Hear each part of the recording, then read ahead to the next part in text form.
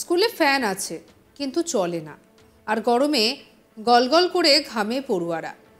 আর ভারপ্রাপ্ত প্রধান শিক্ষক নিজের ঘরে এসি বসিয়ে বিন্দাস আরাম করছেন। বিদ্যুতের বিল জমা না দেওয়া ইলেকট্রিক অফিস থেকে এসে স্কুলের লাইন কেটে দিয়েছে। ভারপ্রাপ্ত প্রধান শিক্ষকের অপসারণ চেয়ে স্কুলের গেটের সামনে বিক্ষোভ ছাত্রছাত্রীদের। মুখে কুলু পেটেছেন ভারপ্রাপ্ত প্রধান শিক্ষক।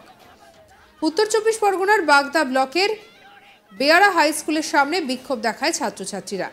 ভারপ্রাপ্ত প্রধান শিক্ষকের অপসারণ চেয়ে বিক্ষোভে সামিল হন তারা।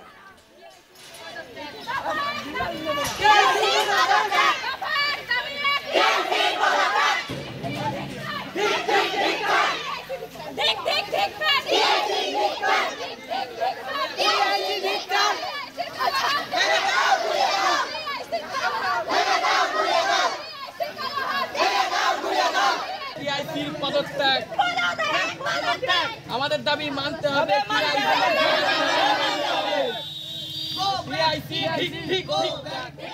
তাদের অভিযোগ, ভারপ্রাপ্ত প্রধান শিক্ষকের আমলে বিদ্যালয়ে ঠিকমতো পঠন পাঠন হয় না, আর সেই জন্যই অন্যান্য স্কুলের থেকে তাদের স্কুল পিছিয়ে পড়ছে।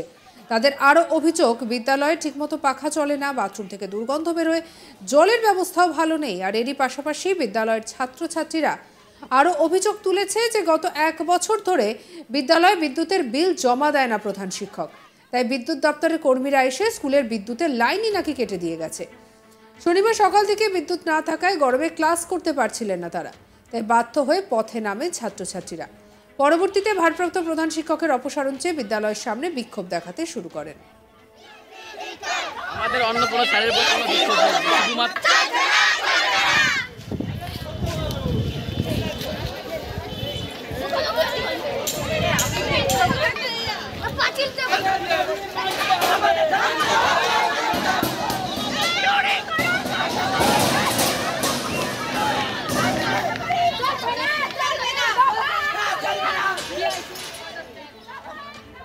পড়ুয়া নিলয় বিশ্বাস কি বলছেন শুনবো। আজকে আমরা একটা আন্দোলনে সামিল হয়েছিলাম। এই বিদ্যালয়ের যে টিআইসি মশাই সে বিভিন্নভাবে আমাদের বিদ্যালয়ে যে সমস্ত কার্যকলাপ বিভিন্ন দিক থেকে পিছিয়ে ফেলছেন। এছাড়াও আমাদের যে আগে টিআইসি মশাই ছিলেন বা প্রধান শিক্ষক ছিলেন ডক্টর সুব্রত কুমার পাহাড়ি, তিনি থাকতে আমাদের যে এই যে হেলেঞ্চা যে বোর্ড, এই হেলেঞ্চা বোর্ডের মধ্যে আমরা একদম প্রথম স্থানে থাকতাম। সেই দিক থেকে এখন বলতে গেলে আমরা এই হেলেঞ্চা বোর্ডের মধ্যে 3 নম্বরে আছি। কারণ সেটা তাও পড়াশোনার দিক থেকে নয়, শুধুমাত্র বাল্যবিবাহের দিক থেকে অল্প বয়সে মেয়েদের বিয়ে হয়ে যাচ্ছে, এই একটা কারণ। এছাড়াও বিভিন্ন ক্ষেত্রে আমাদের এই যে টিআইসি মশাই আমাদের স্কুলের কোনো উন্নতিতে তিনি কাজে হাত দিচ্ছেন না, বিভিন্নভাবে স্কুলের টাকা বিভিন্নভাবে লুট করছেন। এছাড়াও আমাদের বিদ্যালয়ে যে কোনো রূপেই এসি লাগে না আমাদের বিদ্যালয়ে, সেই জায়গায় হেড স্যার রুমে আমাদের নিজস্ব টাকা দিয়ে হেড স্যার নিজে এসি লাগাচ্ছেন, এবং তার একটি ছোট্ট ঘর, সেই ঘরে 2টো ফ্যান 1টা এসি, এটা হলে আর ছাত্রদের ঘরে মাত্র 5টা ফ্যান, তাও ফ্যানগুলো ঠিকমতো চলে না। এটা কেন হবে? আমরা তো সাধারণ শিক্ষার্থী। আমরা চাই যে এরকম সঠিকভাবেই হোক, আমাদের টিআইসি পদত্যাগ নিক বা রিজাইন নিক, এবং আমাদের যে টয়লেট বা বাথরুম, সেই বাথরুমে থেকে এত দুর্গন্ধ বেরোয়, এত পরিমাণ অ্যামোনিয়া গ্যাস বেরোয়, যেটার মাধ্যমে আমরা অজ্ঞান হয়ে যেতে পারি। এটা অজ্ঞান হয়ে যাওয়ার সম্ভাবনা থাকে অ্যামোনিয়া গ্যাস, এটা আমরা বিভিন্নভাবে জানতে পেরেছি। এছাড়াও আমাদের যে বিদ্যালয়ে যে টিআইসি মশাই বিভিন্নভাবে টাকা মেরে খাচ্ছেন, এসব আমরা শুনেও আমরা এতদিন আমরা চুপ করেছিলাম, কিন্তু এখন আমরা সেই সহ্যের সীমা আমাদের পেরিয়ে গেছে। এর জন্যই আমরা এই নিউজের খবর দিয়েছি। এটাই আমাদের শেষ। আমি চাইছি আমাদের টিআইসি রিজাইন নিক বা পদত্যাগ করুন। আর এদিকে অন্যদিকে জনপ্রতিনিধি বিকাশ বিশ্বাস কি বলছেন শুনুন। পদত্যাগ তো আরও আগে করা উচিত হেডমাস্টারকে, এখানে স্বপন দত্তবাবুর আরও আগে ওনার পদত্যাগ করা উচিত। উনি অলরেডি যে কমিটি আছে, ম্যানেজিং কমিটি আছে, কমিটি বারবার হিসাব চায়, কোনো হিসাবই দেয় না উনি। তারপরে কারেন্টের কোনো বিল দেয় না, হঠাৎ আমরা দেখলাম কারেন্টের তার কাটা, ছাত্রছাত্রীরা বাইরেতে ঘোরাফেরা করছে।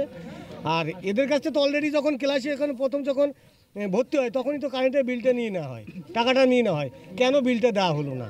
আমরা দেখেছি ছাত্রছাত্রীরা বারবার বলে ওনার ঘরে এসি, কিন্তু অনেক ঘরে ঠিকমতো পাখা চলে না, জলের ব্যবস্থা নেই ভালো করে, প্রাথমিক গন্ধ থাকতে পারে এত ছাত্রছাত্রী যখন।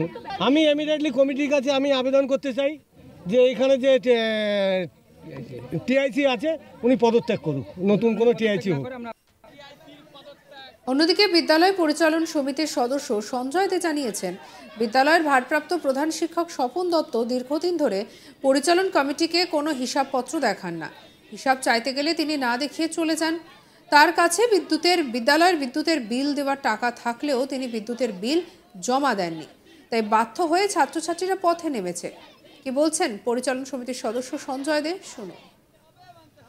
পাখা আর লাইট অলরেডি সব ঠিক করে দেওয়া হয়েছে, সমস্ত ঘরেই ঠিকঠাক চলছে, এটুকু আমাদের নলেজে আছে। আর প্রধান শিক্ষক উনি বিল দেননি কারেন্টের, তার জন্য লাইন কেটে দিয়েছে, তার দায়ভারটা ওনারই।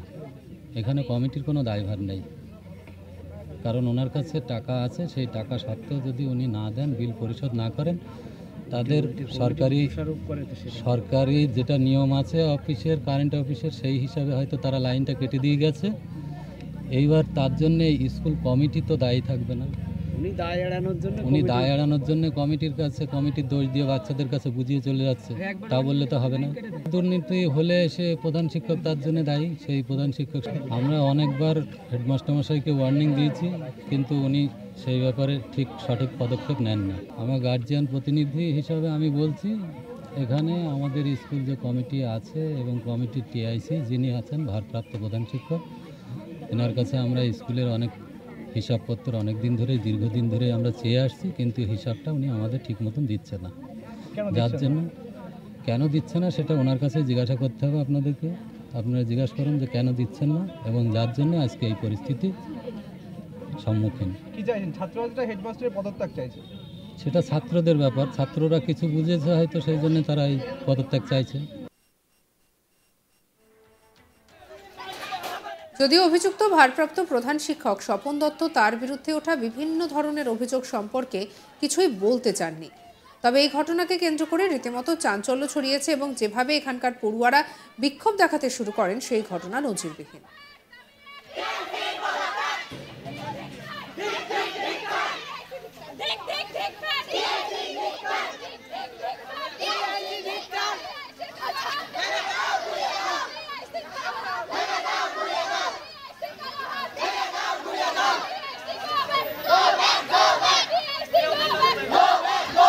টিআইসির পদত্যাগ, আমাদের দাবি মানতে হবে।